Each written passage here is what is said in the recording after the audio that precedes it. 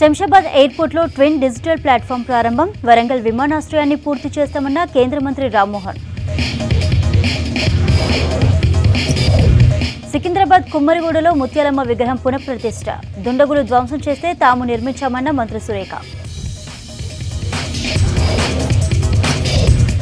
హైదరాబాద్ ఎంసీహెచ్ఆర్డీలో ఎమ్మెల్యేలు ఎమ్మెల్సీలకు ట్రైనింగ్. ప్రజలకు అందుబాటులో ఉండాలన్న గుత్తా సుఖేందర్. రాచకొండ సిపి ఆదేశాలతో విచారణకు అటెండ్ అయిన మంచు విష్ణు, మనోజ్. దాడి చేసిన మోహన్ బాబుపై చర్యలు తీసుకోవాలన్న జర్నలిస్టులు. చెరువులో రోడ్డు వేయడానికి నిధులు ఎలా కేటాయిస్తారని ఆగ్రహం. కుంట్లూరు చెరువు పట్టాభూమి బోర్డర్ నిర్ణయించాలన్న రంగనాథ్.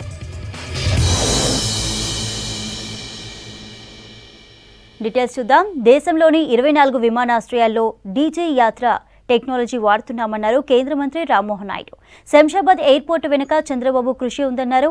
రంగారెడ్డి జిల్లా శంషాబాద్ నోవాటెల్లో ఎయిర్పోర్ట్ ప్రెడిక్టివ్ ఆపరేషన్ సెంటర్ను ప్రారంభించారు. డిజిటల్ ట్విన్ ప్లాట్ఫామ్ను వర్చువల్గా ఆవిష్కరించారు. విమానాశ్రయాల నిర్వహణలో సరికొత్త సేవలు అందిస్తున్నామన్నారు. చంద్రబాబు దార్శనికత వల్లే శంషాబాద్ ఎయిర్పోర్టు సాధ్యమైందన్నారు. విమానాశ్రయాల నిర్వహణలో అత్యున్నత సాంకేతికతను వాడుతున్నామని చెప్పారు Rammohan Naidu.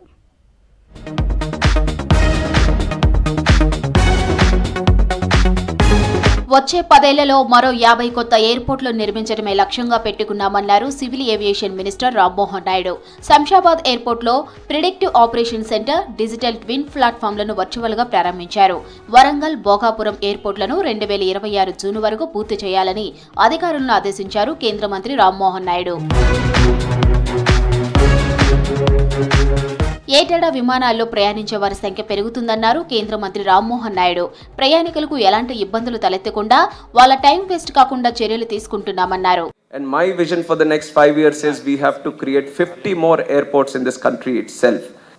Giving the clearance for building the Warangal airport also, which is a huge thing, long pending demand for here. So that is the kind of social responsibility they thought about, and we are going ahead with that. And the second thing I want to mention is the Bhogapuram airport. I wanted it to be speeded up. We have a date that before June 26 we have to complete it. So we have to stick to that date. So there is no compromise on that date. I just want to put it on this platform also. ప్రధాని నరేంద్ర మోదీ నాయకత్వంలో విమానయాన మంత్రిత్వ శాఖ వేగంగా పురోగతి అభివృద్ధి చెందుతుందన్నారు Rammohan Naidu. Greenfield ఎయిర్పోర్ట్ల concept వెనుక AP CM Chandrababu Naidu vision ఉందన్నారు. శంషాబాద్ ఎయిర్పోర్ట్ కోసం అప్పట్లో 5,000 ఎకరాలను సేకరించడం అంటే మామూలు విషయం కాదన్నారు. ఇక విమానాశ్రయాల నిర్వహణలో అత్యున్నత సాంకేతికను ఉపయోగిస్తున్నామన్నారు. ప్రపంచం మొత్తం ఇండియన్ ఎయిర్పోర్ట్ల వైపు చూసేలా చేస్తామన్నారు కేంద్ర మంత్రి. Mastermind behind all this. At that point of time, PPP model was not at all a reality in the country. Nobody was really believing in the concept of PPP model, and especially airports with a capacity of 5,000 acres. It was like a political suicide only at that time, collecting 5,000 acres. But he stuck to it. He said if there is an airport, this is a new airport that's going to come to Hyderabad, then it has to have 5,000 acres. It has to have all the capacity that it needs, not only for today, not only for 5 years, but maybe for 30 years, 40 years, 50 years down the line. And that is the kind of vision our leader Nara Chandrababu Naidu had at that time. And based on that vision, the center was also, he was instrumental in creating the Greenfield Airports policy also, which was then mastered by the central government. విమానాశ్రయం అంటే కేవలం రవాణా సౌకర్యం మాత్రమే కాదని ఉపాధి మార్గం, సాంస్కృతిక కేంద్రం అన్నారు రామ్మోహన్ నాయుడు. ఈ కార్యక్రమంలో ఏవియేషన్ శాఖ అధికారులు, జీఎంఆర్ ప్రతినిధులు పాల్గొన్నారు.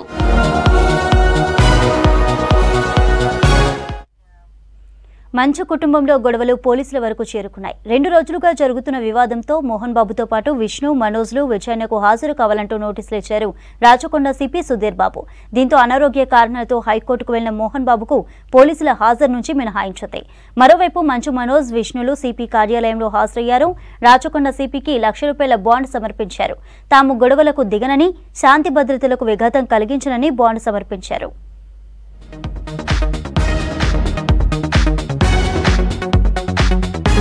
మంచు కుటుంబంలో విభేదాలు రచ్చకెక్కాయి. ఇంటి గొడవలు కాస్త పోలీసుల కేసులు, ఘర్షణలకు దారితీశాయి. 2 రోజులుగా జరుగుతున్న వివాదంతో మోహన్ బాబుతో పాటు విష్ణు, మనోజులు విచారణకు హాజరు కావాలంటూ నోటీసులిచ్చారు రాచకొండ సిపి సుధీర్ బాబు.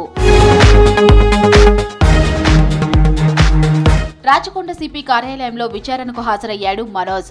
రాచకొండ సిపికి ₹1,00,000 బాండ్ సమర్పించాడు. తనంతట తాను గొడవలకు దిగనని, శాంతి భద్రతలకు విఘాతం కలిగించనని బాండ్ సమర్పించాడు మనోజ్. గతంలో దేవుడిలా ఉన్న తన తండ్రి మోహన్ బాబు ఇప్పుడు పూర్తిగా మారిపోయాడన్నారు మంచు మనోజ్. విష్ణు తన తండ్రిని ట్రాప్ చేశాడని ఆరోపించారు. తండ్రి దృష్టిలో తనను శత్రువుగా చిత్రీకరించారన్నారు. తన భార్య గర్భవతిగా ఉన్నప్పుడు ఎన్నో బాధలు అనుభవించిందని చెప్పారు. ఇన్నాళ్లు ఓపికతో అన్ని భరించానన్న ఆయన ఇక తట్టుకోలేకపోతున్నానన్నారు. తన తండ్రి ముందే తను కొట్టారన్నారు. తనకు సపోర్ట్ చేస్తున్న తల్లిని కూడా నమ్మించారన్నారు. ఇప్పటి నుంచో కూర్చొని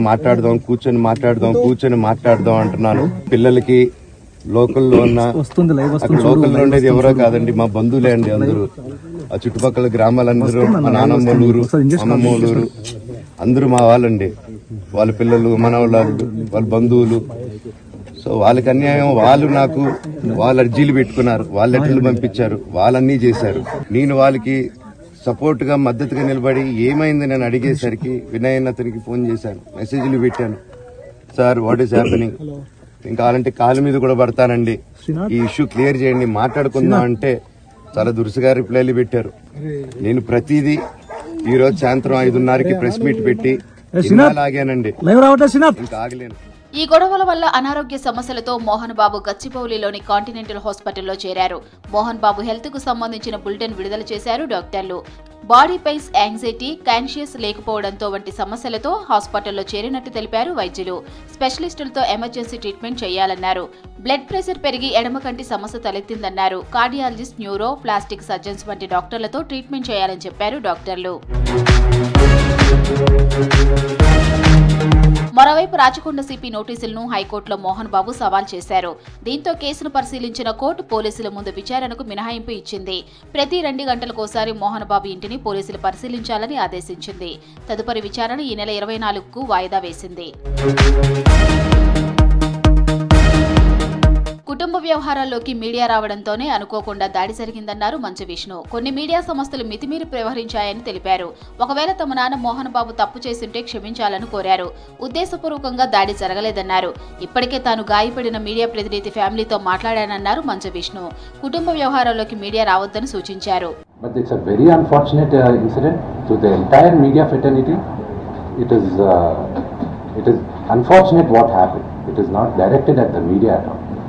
లేదు, వాళ్ళ ఫ్యామిలీ మెంబర్స్తో మాట్లాడడం జరిగింది. వాళ్ళతో మేము టచ్లో ఉన్నాం and we are in talks with them. మా నాన్నగారి యాటిట్యూడు, బిహేవియరు ఈరోజు ఆయన్ని ఈ స్టేజ్కి తీసుకొచ్చింది. నాకు ఏ అర్హత ఉందని మా నాన్నని మీరు ఇది మార్చుకోండి అని చెప్పుకోగలను. నేను ఒక కొడుకు, నాన్న మీరు ఇంత కోప్పడకూడదు నాన్న అని చెప్పగలనే కానీ ఇది కరెక్ట్ కాదని ఈ రోజు కాదు ఏ రోజు చెప్పండి. కోర్టు ఆదేశాలతో మంచు మోహన్ బాబు ఇంటి సెక్యూరిటీపై రాచకొండ సిపి సుధీర్ బాబు సమీక్ష చేపట్టారు. సిపితో మహేశ్వరం డీసీపీ సునీతారెడ్డి, పహాడీ షరీఫ్ సీఐ గురువారెడ్డి భేటీ అయ్యారు. హైకోర్టు ఆదేశాలతో మోహన్ బాబు ఇంటి దగ్గర భద్రతపై ఉన్నతాధికారులతో రాచకొండ సిపి ప్రత్యేక సమావేశమయ్యారు. జర్నలిస్టులపై నటుడు మోహన్ బాబు దాడిని ఖండిస్తూ రాచకొండ పోలీస్ కమిషనర్ కార్యాలయం ముందు నిరసనకు దిగారు మీడియా ప్రతినిధులు. ప్లక్కార్డులను ప్రదర్శిస్తూ వి వాంట్ జస్టిస్ అంటూ నినాదాలు చేశారు. మోహన్ బాబును అరెస్ట్ చేయాలని డిమాండ్ చేశారు.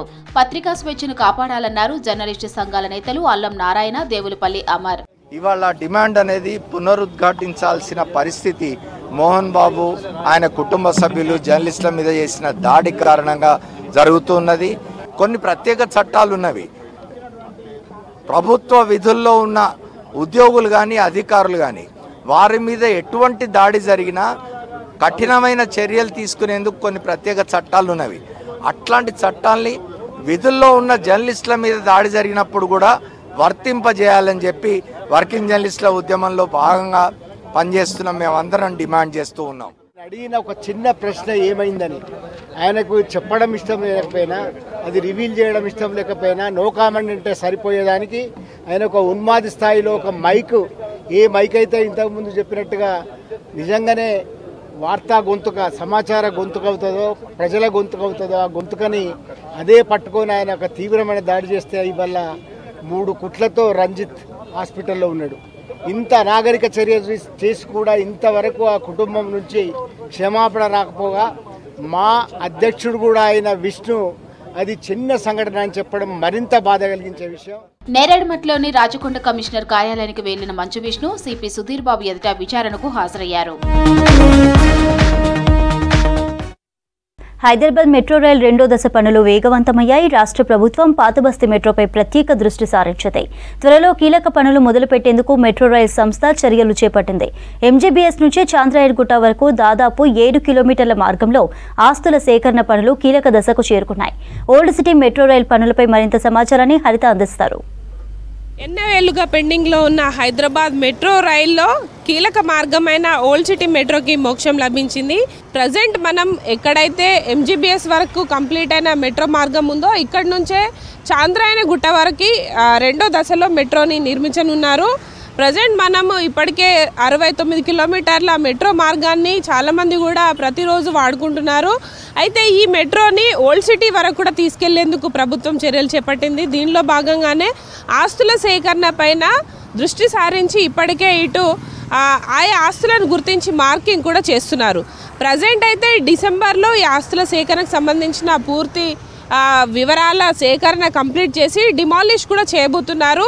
అయితే ప్రజెంట్ మనం ఎక్కడైతే మనకు జేబీఎస్ నుంచి ఎంజీబీఎస్ వరకు 15 కిలోమీటర్ల మార్గం ఉందో అది ఇక్కడి వరకు ఎండ్ అవుతుంది. ఇక్కడి నుంచి మనకు చాంద్రాయణగుట్ట వరకు అంటే దాదాపు 7.5 కిలోమీటర్ల మేర రెండో దశలో ఓల్డ్ సిటీకి మెట్రో రైల్ ప్రాజెక్ట్ రాబోతుంది. దీనికి సంబంధించిన కీలక పనులు అయితే మొదలు కాబోతున్నాయి. వచ్చే ఏడాది జనవరిలో ఈ మెట్రోకు సంబంధించిన పిల్లర్ల నిర్మాణానికి సంబంధించి కూడా పనులు ప్రారంభిస్తామని ఇప్పటికే అధికారులు వెల్లడించారు.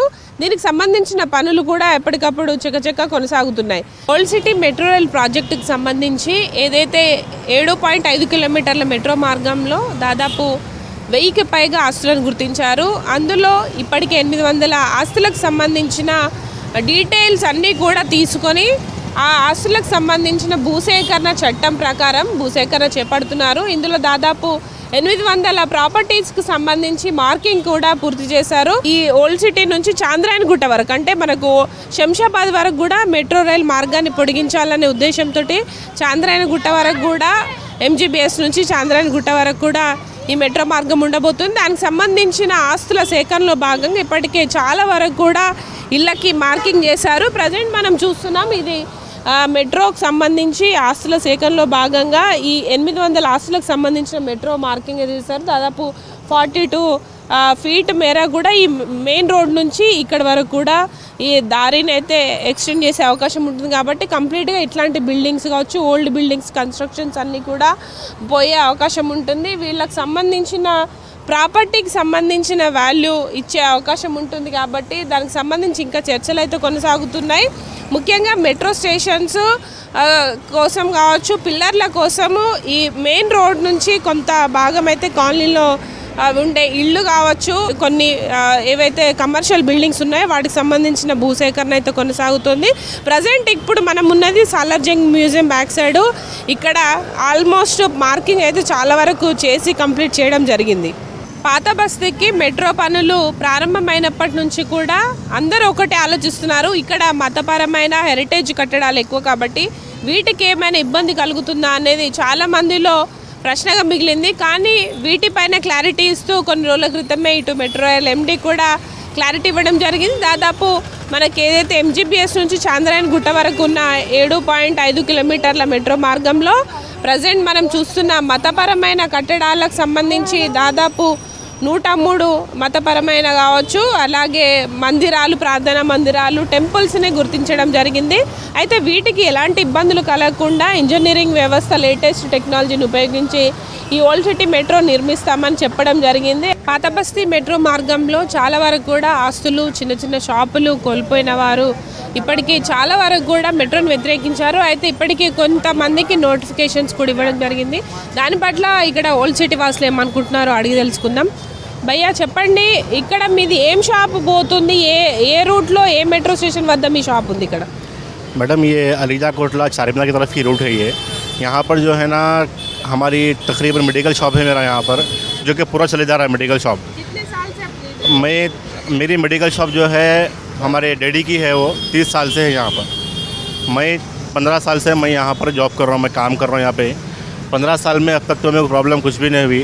हुकूमत जो है ना अब अचानक 1 महीने में जो है खाली करना है, तोड़ देते। जनवरी का टाइम दिए हुए हमारे को, कम से कम हमारे को टाइम ज़्यादा होना है, कम से कम हमारे को 3-4 साल का टाइम देते क्या है हम हमारा बिजनेस का दूसरे का शिफ्ट कर सकते हैं। तो हुकूमत क्या हमारे को मौका नहीं दे रही वो कि नहीं हमारे को जो है ना जनवरी में खाली कर देना है बोल के, ऐसा जो है हम लोग को ऐसा नोटिस आ रहे हैं। तो हमारी हुकूमत से गुजारिश यही है कि पहले तो हमारे को यहाँ पर मेट्रो की ज़रूरत नहीं है, क्योंकि यहाँ पर जितने भी शॉप्स है यहाँ पे सब जो है ना शॉप पे 3 बच्चे काम करने वाले हैं। एक दुकान से एक शॉप से हमारी 3-4 घर पलने वाले हैं। हुकूमत से गुजारिश यही है कि या हमारे को टाइम दीजिए या नहीं तो हमारे को रेट अच्छा दीजिए। अब हुकूमत रेट जो है हुकूमत 65,000 रुपीज़ दे रही है पर गज। यहाँ पर जो है ना 2 लाख रुपए की वैल्यू चल रही है यहाँ पे। 65,000 में हम यहाँ से अगर खाली भी करेंगे तो हमारे को दूसरी तरफ मिलता भी नहीं वो रेट में हमारे को।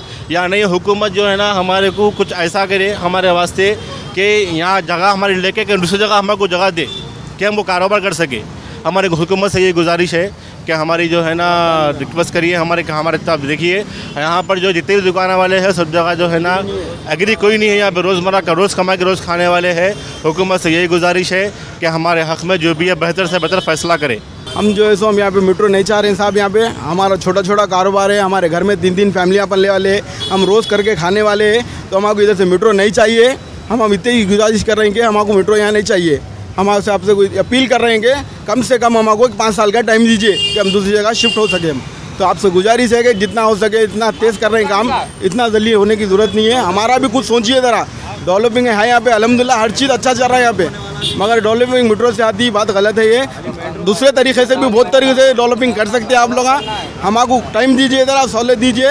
मेट्रो का काम करना है तो करिए, मगर हमको टाइम होना थोड़ा। इतना अर्जेंट हम कहाँ जाएंगे? हम छोटे छोटे बच्चों को ले लेके घर के, हमारे ऊपर खर्चा बहुत है, हमारी जिम्मेदारियाँ बहुत है। लॉकडाउन के बाद में तो कारोबार अब खुला हमारा, उसके बाद में भी जो हमारा कारोबार पूरा छिलिया जा रहा है। तो इस गवर्नमेंट से हम अपील कर रहे हैं कि हमको थोड़ा टाइम दीजिए, तो जितना हो सके आप रोड को రీరోడ్ करने कोशिश कीजिए। మొత్తంగా ఎన్నో ఏళ్లుగా పెండింగ్ లో ఉన్న old city metro rail project ని పూర్తి చేయాలని కాంగ్రెస్ ప్రభుత్వం గట్టిగా నిర్ణయించుకుంది। దీనిలో భాగంగానే ఇటు ఆస్తుల సేకరణకు సంబంధించిన పనులను అయితే వేగవంతం చేసింది। ఇక ఈ ఏడాది డిసెంబర్ కల్లా కూడా ఇటు ఆస్తుల సేకరణ చేపట్టి ఇక్కడ ఉన్న పలు కట్టడాలకు సంబంధించిన రోడ్ల విస్తరణ పనులను కూడా చేపట్టబోతున్నారు। దాదాపు 2,741 కోట్లతోటి ఈ ఓల్డ్ సిటీ మెట్రో ప్రాజెక్ట్ని అయితే నిర్మించేందుకు ప్రభుత్వం అన్ని రకాలుగా చర్యలు చేపడుతోంది।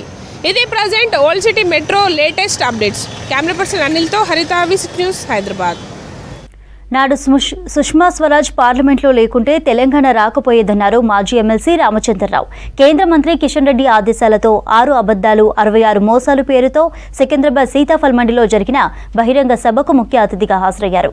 రాష్ట్రాన్ని సోనియా ఇచ్చిందని, కాంగ్రెస్ కేసీఆర్ తెచ్చారని బీఆర్ఎస్ నేతలు చెప్పుకుంటున్నారని విమర్శించారు। కాంగ్రెస్కు ఒకసారి అధికారం ఇచ్చి ప్రజలు మోసపోయారన్నారు। అన్ని వర్గాల ప్రజలను రేవంత్ రెడ్డి మోసం చేశారని ఆరోపించారు రామచంద్రరావు। కాంగ్రెస్ ప్రభుత్వం వ్యతిరేకంగా ప్రభుత్వాలకు ఎన్నికల సమయంలో చేసినటువంటి వాగ్దానాలని అమలు పరచకుండా ఈరోజు ప్రజల్ని దగా చేసినటువంటి ఒక కాంగ్రెస్ ప్రభుత్వము, కాంగ్రెస్ పరిపాలన వ్యతిరేకంగా ఈరోజు నిరసన సభలు జరపడం జరుగుతాం। ఈ నిరసన సభలు మేము మొత్తము రాష్ట్రంలో చేస్తూ ఉన్నాము। మొన్ననే నడ్డా గారు కూడా హైదరాబాద్లో ఒక పెద్ద బహిరంగ సభలో రావడం జరిగింది। ఈరోజు సికింద్రాబాద్లో జరుగుతున్నటువంటి నిరసన సభలో చాలా పెద్ద ఎత్తున మహిళలు రావడం జరిగింది। ఈ యొక్క రాష్ట్రంలో కాంగ్రెస్ పార్టీ వచ్చినప్పటి నుంచి 1 సంవత్సరం లోపలనే ప్రజల్లో అసంతృప్తి మొదలైంది। ఈ యొక్క ప్రజలకు చేసినటువంటి వాగ్దానాలు ఏది కూడా పూర్తి కావడంతో పాటు ఏది కూడా పూర్తి చేయకుండా మళ్ళీ ప్రజలకు ఈరోజు కాంగ్రెస్ పార్టీ ఒక తప్పుదారి పట్టించి వాళ్ళ ఒక సమస్యలను గాలికి వదిలేసి ఏఏ నికేష్ కుమార్ను 4 రోజుల కస్టడీకి అనుమతించింది కోర్టు। ఆదాయానికి మించిన ఆస్తుల కేసులో అరెస్ట్ అయ్యారు నికేష్। రేపు చెర్లపల్లి జైలు నుంచి కస్టడీకి తీసుకోనున్నారు ఏసీబీ అధికారులు। 500 కోట్లకు పైగా అక్రమ ఆస్తులు కూడబెట్టారని నికేష్పై ఆరోపణలున్నాయి। బినామీ ఆస్తులపై దర్యాప్తు చేయనున్నారు ఏసీబీ అధికారులు।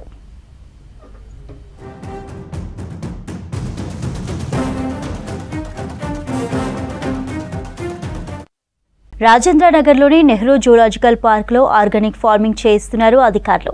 జంతువులకు కావాల్సిన ఆహారం 40% జూ పార్క్లోనే సాగవుతోంది. 10 ఎకరాల్లో కూరగాయలు, ఆకుకూరలు, గడ్డి సాగు చేస్తున్నారు. ఆర్గానిక్ ఫుడ్తో జంతువుల జీవితకాలం కూడా పెరుగుతుందంటున్నారు అధికారులు.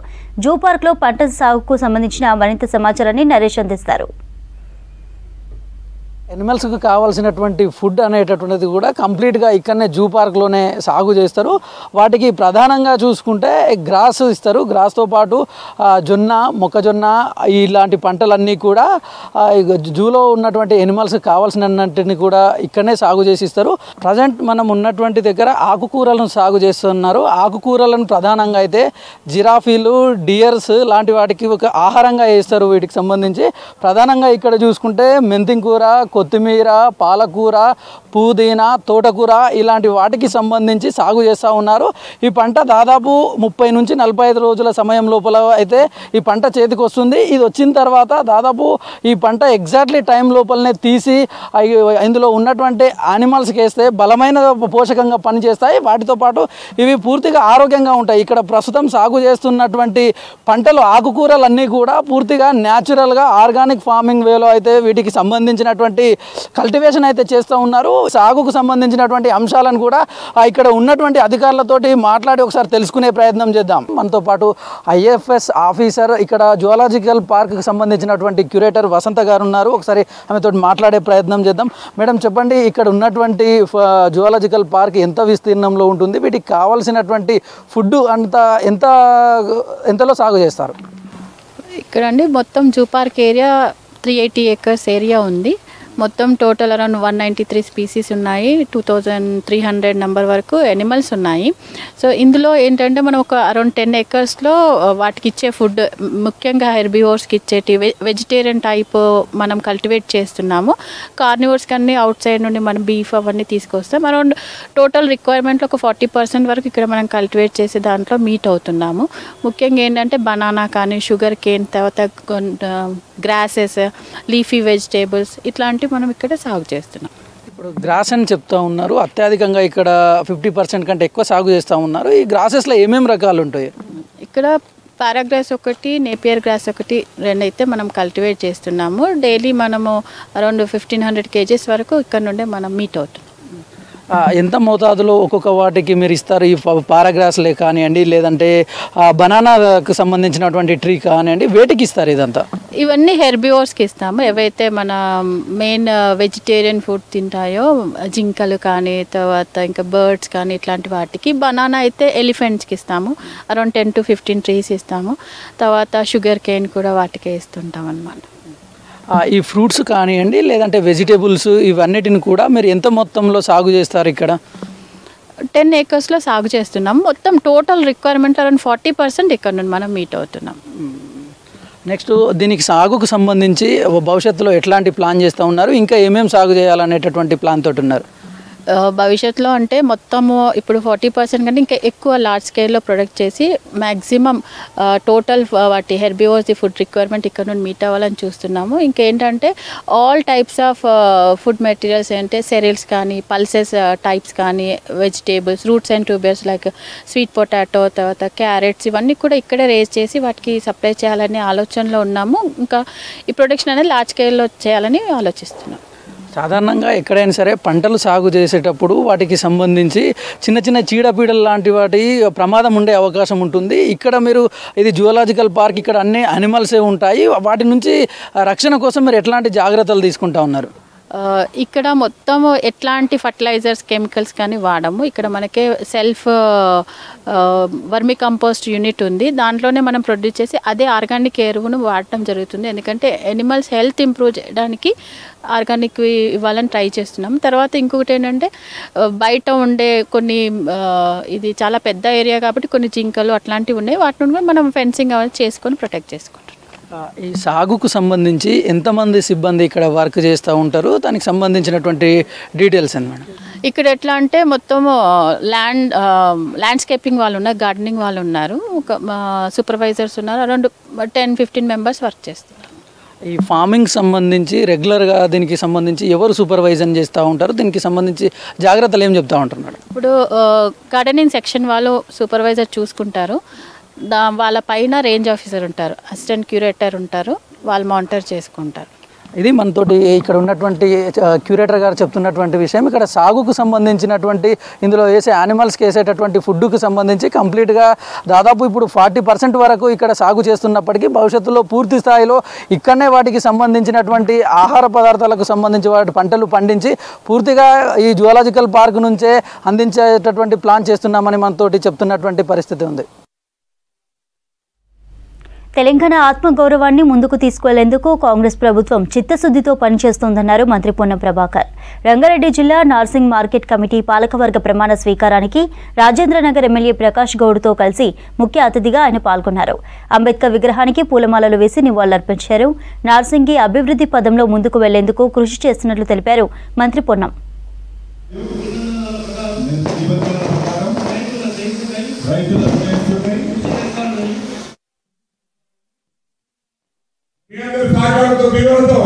ప్రజాపాలన ప్రభుత్వం ఏర్పడిన ముసలి నుంచి ప్రభుత్వం మీద బ్రిటిష్ ఆమరణాలు పెడుతూ వస్తా ఉన్నారు. ఈరోజు రైతాంగానికి 2 లక్షల రూపాయల రుణమాఫీ, పేదలకు 200 లీటర్ల ఉచిత విద్యుత్, తెలంగాణ అక్క చెల్లెలందరికీ కూడా మహిళలకు బస్ ప్రయాణం, అదేవిధంగా ఇందిరమ్మ ఇండ్లు, ఆరోగ్యశ్రీ కార్యక్రమం, చదువుకుంటున్న పిల్లలకు మెచ్చార్జీలు, పాఠశాల పరిస్థితులు మెరుగుపరుస్తూ అనేక రకాలుగా పుట్టుకోవడం. కానీ వచ్చినట్టుగా అనేక రకాలుగా మాట్లాడే వాళ్ళ పట్ల దయచేసి ఆలోచన చేయండి. తెలంగాణ ఏర్పడి పార్లమెంట్ ద్వారా తెలంగాణ రాష్ట్రం ఏర్పడిన తర్వాత తెలంగాణ ఆకాంక్ష అనేది మనందరిది, తెలంగాణ ప్రజలది. కానీ తెలంగాణ మాది మాత్రమే అన్నట్టుగా 10 సంవత్సరాలు పరిపాలించి ఇలా తెలంగాణలో ప్రజాపాలన ఏర్పడితే జీర్ణించుకోలేక 11 నెలలు ఎంత చేస్తున్నారు. ఇంకా టైం అంటే ఆలోచించేవాళ్ళు గ్యారెంటీ ఇలా చూస్తున్నాం. మహిళా సోదరులందరూ కూడా లక్షాంకారం చేయాలి. వాళ్ళను చేసినప్పుడే వాళ్ళ సకాలమైన రాష్ట్రంలో బాగుందని చెప్పి ఆలోచించారు. ముందుకు కొన్ని తరగతులు ఆయన చేసిన మనం అందరికీ పోతాం. కానీ ఈరోజు మనం కూడా ఆలోచించడం ఇక్కడ వాళ్ళ పాలక మండలిలో వైస్ చైర్మన్ అందరూ కూడా ఈ మార్కెట్ ముందు తీసుకునే అవసరం మనకు ఉన్నది. ఇవి హమారా హైదరాబాద్ అప్డేట్.